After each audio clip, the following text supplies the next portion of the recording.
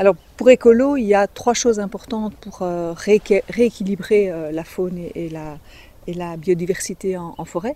La première chose, c'est supprimer le nourrissage.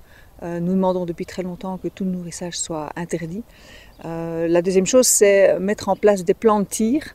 Pas seulement pour les cervidés qui existent, mais mettre en place des plans de tir pour les sangliers et s'assurer que ces plans de tir soient bien respectés et que donc on verbalise s'ils ne sont pas mis en œuvre.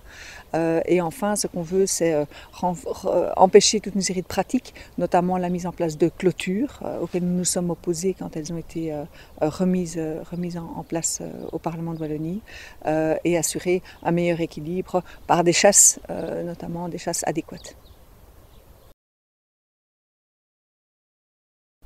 Pour Écolo, tous les animaux sont des êtres sensibles.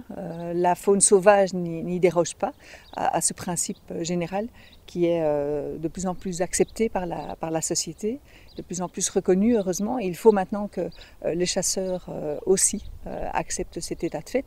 Cela veut dire que pour nous, toutes les pratiques de chasse doivent être revues à cette aune-là. Nous refusons toutes les pratiques cruelles. Nous nous opposons aussi à la chasse loisir. Donc lâcher du gibier pour pouvoir le tirer, c'est pour nous tout à fait non éthique.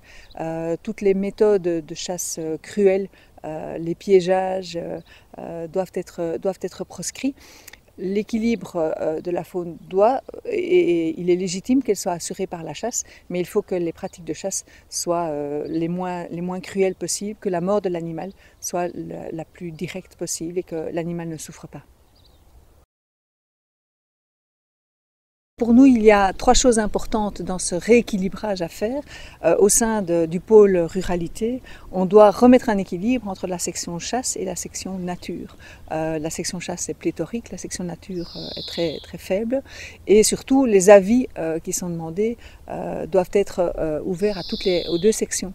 Quand il y a des questions, des propositions de loi, de décrets sur tout ce qui concerne la faune sauvage, la section nature doit elle aussi être consultée pour remettre un avis.